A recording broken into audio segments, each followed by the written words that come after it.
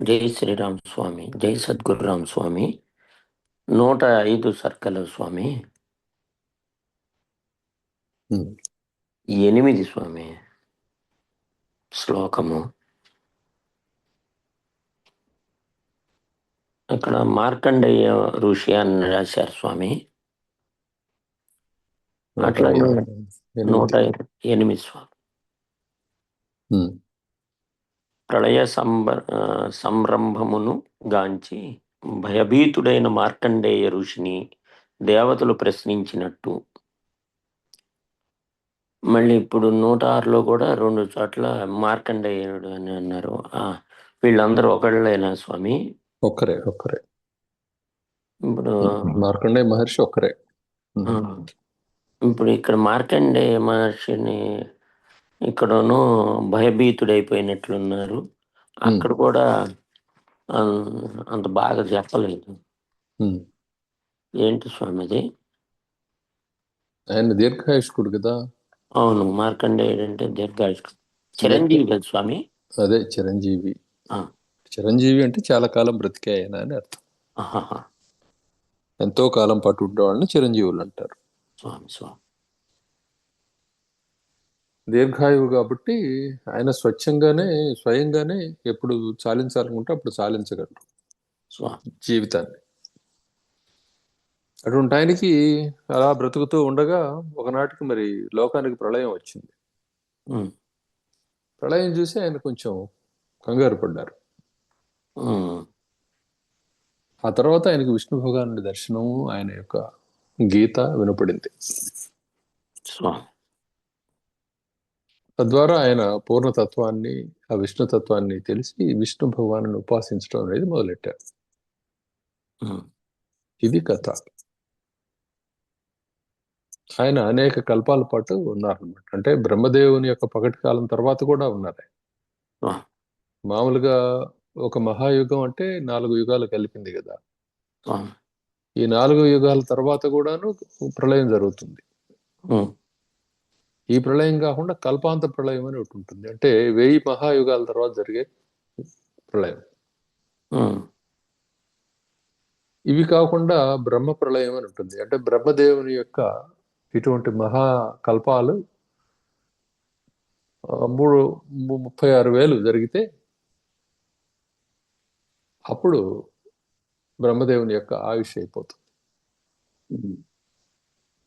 ఈ కల్పాలన్నిట్లో ఉన్నాడు ఆయన. ప్రళయం సంభవిస్తున్నప్పుడు కూడా ఆయన బ్రతికుంటున్నారు. మొదటి ప్రళయంలో ఆయన భయపడ్డారు.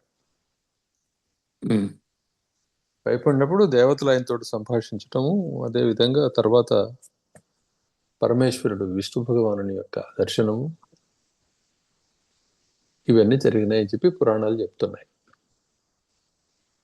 శివభక్తుడు అంటారు కదా స్వామి?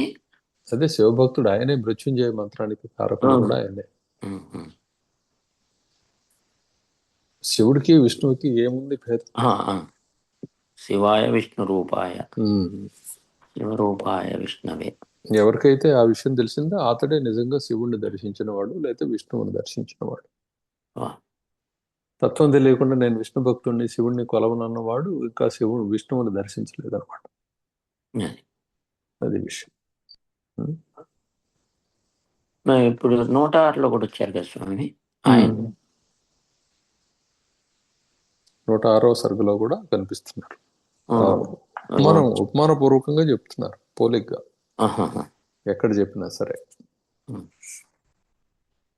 మార్కండేయ మహర్షిని స్మరించుకోవటం అనేది చాలా పుణ్యప్రదమైనది.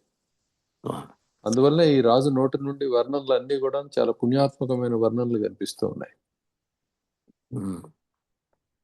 ఆయనటువంటి సాంగత్యం కలిగిన ఆయన, పురాణ జ్ఞానం కలిగిన ఆయన చక్కని ఉపమానాలను ప్రయోగిస్తున్నారు దృశ్యాన్ని వర్ణించడానికి, అనుభవాన్ని చెప్పడానికి. విష్ణువుని కూడా స్మరించారు. అందరినీ పూర్వపు ఉత్తమోత్తమైన ఆ సంఘటనల్ని కూడా స్మరిస్తూ వాటిని ఆ సమయానికి పోలుస్తూ ఉన్నారు ఎంత చక్కగానో. అలానే దుర్గతుల గురించి కూడా పోల్చారు. అర్థమైంది కదా. ఇప్పుడు ఇదంతా కళా స్వామి? ప్రస్తుతానికి మరి అంతే ఇంద్రజాలకుడు. కదా, ఆయన ఆ సింహాసనం మీద ఉండి ఈ అనుభవం కలిగిందని చెప్తున్నారు. కాసేపు ఆ, అట్లా ఉండి తెప్పిరిల్లి మాట్లాడుతున్నారు అందరితోటి. అదే ఆ ఇంద్రజాలుడు చేసిన ఆ మాయకి. మాయకి. ఉమ్. మాయకి ఆయనకు వచ్చిన అనుభవాన్ని అందరితోటి పంచుకుంటున్నారు. పంచుకుంటున్నారు. ఉమ్. ఇట్లా వెళ్ళాను మనకు కల్లో నుంచి లేచిన తర్వాత మనం ఎట్లయితే తోటి వాళ్ళకి చెప్తామో, ఉమ్. ఆ విధంగా ఆయన తోటి సభాసదులందరికీ కూడా ఇలా జరిగింది, ఆశ్చర్యంగా ఉంది అని చెప్పి చెప్పుకుంటూ ఉన్నారు అన్నమాట. అది అనంతానంద నారాయణ సన్మయ చిన్మయ నారాయణ